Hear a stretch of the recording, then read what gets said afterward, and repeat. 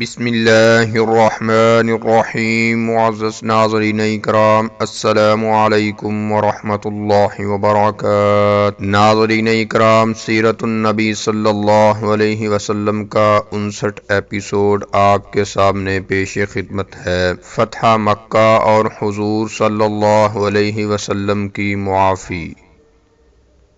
قریش نے صلح حدیبیہ کے قوانین کو توڑتے ہوئے بنو خزاعہ پر حملہ کیا تو پیارے نبی صلی اللہ علیہ وسلم نے بھی مسلمانوں کو جنگ کی تیاری کا حکم دے دیا اور اسلامی قبائل کے نام پیغام بھیجا۔ جو خدا اور آخرت پر ایمان رکھتا ہو وہ رمضان سے پہلے ہی مدینہ آ جائے۔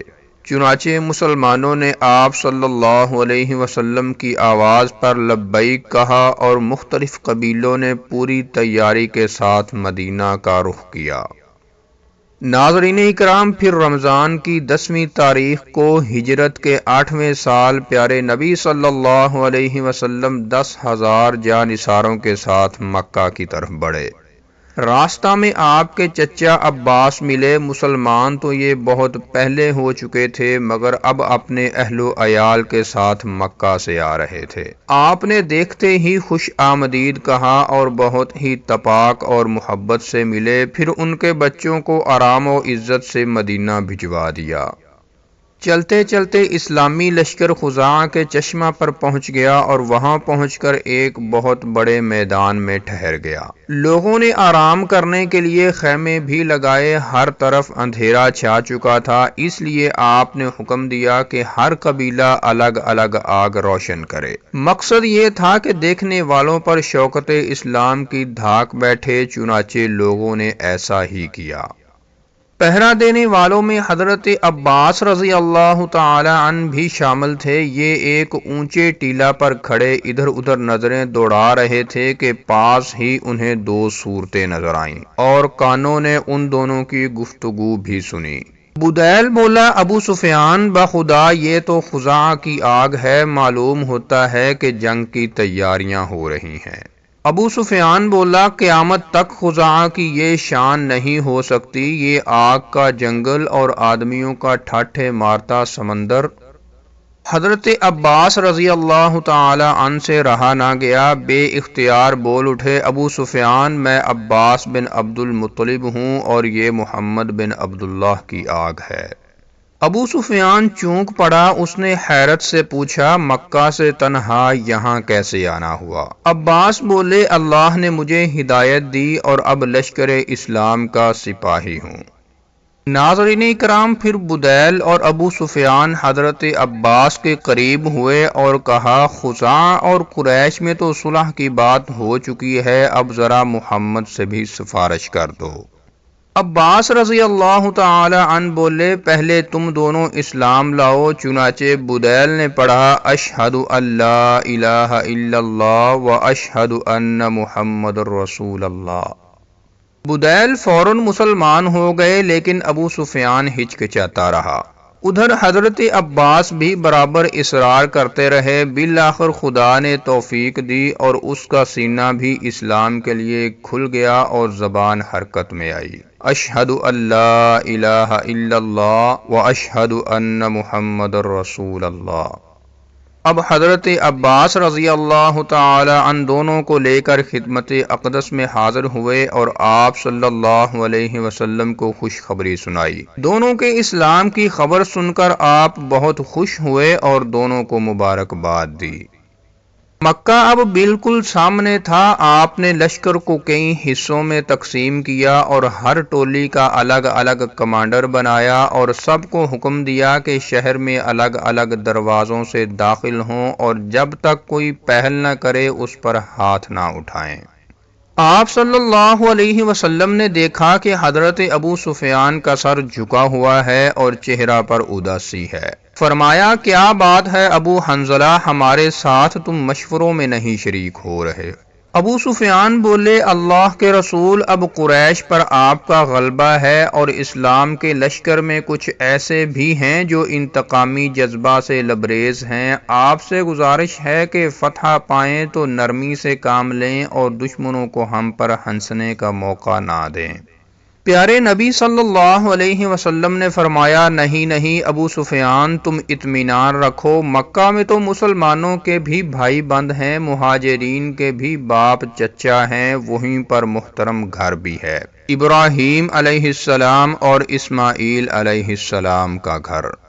ابو سفیان، اپنی قوم میں جاؤ اور ان سے کہو محمد مکہ میں ایک اچھے بھائی کی طرح داخل ہوگا، آج کوئی غالب نہ مغلوب، کوئی فاتح ہے نہ مفتوح، آج تو محبت اور اتحاد کا دن ہے، آج تو امن و امان اور اطمینان کا دن ہے۔ ابو سفیان کے گھر میں جو داخل ہو جائے اس کو امان ہے، جو گھر کا دروازہ بند کر لے اس کو امان ہے، جو خانہ کعبہ میں داخل ہو جائے اس کو بھی امان ہے۔ ابو سفیان رضی اللہ تعالی عنہ نے یہ محبت و پیار کی باتیں سنی تو بہت خوش ہوئے اور دوڑے ہوئے مکہ گئے کہ لوگوں کو یہ خوشخبری سنائیں۔ یہ خوشخبری پورے شہر میں آنن فانن پھیل گئی اور لرزتے کانپتے دلوں کو سکون و اطمینان کی ٹھنڈک نصیب ہوئی۔ ناظرین اکرام، لشکر اسلام مکہ میں داخل ہوا تو مشرکوں نے ہتھیار ڈال دیے اور گھروں کے دروازے بند کر کے چھتوں اور جھروکوں سے جھانکنے لگے۔ آج لشکر اسلام گہوارہ اسلام میں داخل ہو رہا تھا۔ مسلمان نہایت حکمت سے شہر میں داخل ہوئے، پورے امن و اطمینان کے ساتھ کہ نہ کہیں تلوار چلی نہ خون بہا۔ جب پوری طرح سکون ہو گیا اور حالات معمول پر آ گئے تو آپ صلی اللہ علیہ وسلم نے خانہ کعبہ کا ارادہ کیا۔ خدا کی شان، وہی گھر جو خلیل اللہ کی تعمیر تھا، وہی کعبہ جو رسول بت شکن ابراہیم علیہ السلام کی یادگار تھا، آج 360 بتوں سے معمور تھا۔ رسول خدا صلی اللہ علیہ وسلم کے ہاتھ میں ایک کمان تھی، اس کی مدد سے آپ بتوں کو گراتے جاتے اور زبان مبارک سے یہ کلمات ادا ہوتے: حق آ گیا اور باطل مٹ گیا، بلا شبہ باطل کو تو مٹنا ہی تھا۔ آپ صلی اللہ علیہ وسلم نے پھر کعبہ کی کنجی منگوائی اور دروازہ کھلوایا۔ دیکھا تو اندر ابراہیم علیہ السلام کی تصویر تھی اور ان کے بیٹے اسماعیل علیہ السلام کی بھی۔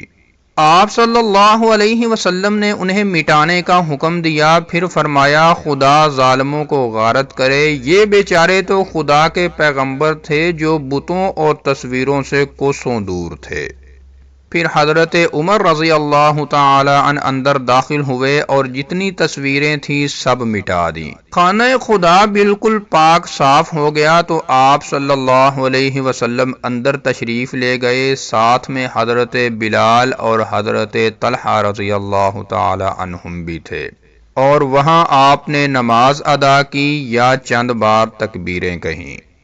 ناظرین اکرام، کعبہ کے سامنے اہل مکہ کا ہجوم تھا۔ لوگ قسمت کا فیصلہ سننے کے لیے بے تاب کھڑے تھے۔ اس وقت زبان مبارک سے یہ یادگار فکرے سنے گئے: اللہ کے سوا کوئی معبود نہیں، وہ تنہا ہے، اس کا کوئی شریک نہیں، اس نے اپنا وعدہ سچا کیا، اس نے اپنے بندے کی مدد کی اور تمام فوجوں کو تنہا نیچا دکھایا۔ سن لو، تمام فخر، خون کے سارے دعوے اور مال کے سارے مطالبے میرے قدموں کے نیچے ہیں۔ ہاں، صرف کعبہ کے کنجی بردار اور حاجیوں کو پانی پلانے والے اس سے مستثنیٰ ہیں۔ قریش کے لوگوں، اب جاہلیت کی نخوت اور خاندانی مفاخرت کو خدا نے مٹایا۔ تمام انسان آدم کی اولاد ہیں اور آدم علیہ السلام مٹی سے بنے تھے۔ اے لوگو، ہم نے تم کو ایک مرد اور ایک عورت سے پیدا کیا اور تمہارے بہت سے قبیلے اور خاندان بنائے کہ تم ایک دوسرے کو پہچان سکو۔ اللہ کے نزدیک تم میں سب سے زیادہ عزت والا وہ ہے جو تم میں سب سے زیادہ پرہیزگار ہو۔ بے شک اللہ جاننے والا اور خبر رکھنے والا ہے۔ خدا اور اس کے رسول نے شراب کی خرید و فروخت حرام کر دی۔ اس کے بعد رحمت عالم صلی اللہ علیہ وسلم نے ان کی طرف نظر اٹھائی اور عجیب سے لہجے میں پوچھا: قریش کے لوگوں، جانتے ہو میں تمہارے ساتھ کیا کرنے والا ہوں؟ سب ایک ساتھ پکار اٹھے: اچھا سلوک! آپ اچھے بھائی ہیں اور اچھے بھائی کے بیٹے ہیں۔ آپ نے فرمایا آج تم پر کوئی گرفت نہیں، جاؤ تم سب آزاد ہو۔ یہ لوگ تھے کون؟ کیا تم نے یہ بھی غور کیا؟ یہ محسن عالم کے باغی اور پیکر رحمت کے دشمن تھے۔ ان میں وہ لوگ بھی تھے جو اسلام کو مٹا دینے کے لیے جان کی بازی لگائے ہوئے تھے، اور وہ بھی تھے جن کی تلواروں نے ذات پاک صلی اللہ علیہ وسلم کے ساتھ گستاخیاں کی تھی۔ وہ بھی تھے جنہوں نے آپ کی راہ میں کانٹے بچھائے تھے۔ ان میں وہ لوگ بھی تھے جنہوں نے آپ پر بے دردی سے پتھر برسائے تھے، اور وہ بھی تھے جنہوں نے ایڑیاں لہو لہان کر دی تھیں۔ ان میں وہ لوگ بھی تھے جو جانثاروں کو تپتی ہوئی ریت پر لٹا کر چٹانوں سے دبا دیتے تھے، اور وہ بھی تھے جو ان کے نحیف و کمزور جسم کو لوہے کی گرم سلاخوں سے داغتے تھے۔ اس تاریخی ظلم و ستم کو سامنے رکھو اور پھر رحمت عالم صلی اللہ علیہ وسلم کی شان کریمی کا اندازہ لگاؤ کہ آج تم پر کوئی گرفت نہیں، جاؤ تم سب آزاد ہو۔ تو ناظرین کرام، یہ تھا سیرت النبی صلی اللہ علیہ وسلم کا 59 ایپیسوڈ، اور اگر آپ سیرت النبی صلی اللہ علیہ وسلم کا 58 ایپیسوڈ دیکھنا چاہتے ہیں تو اوپر کراس کے بٹن پر کلک کر کے دیکھ سکتے ہیں۔ السلام علیکم ورحمۃ اللہ وبرکاتہ۔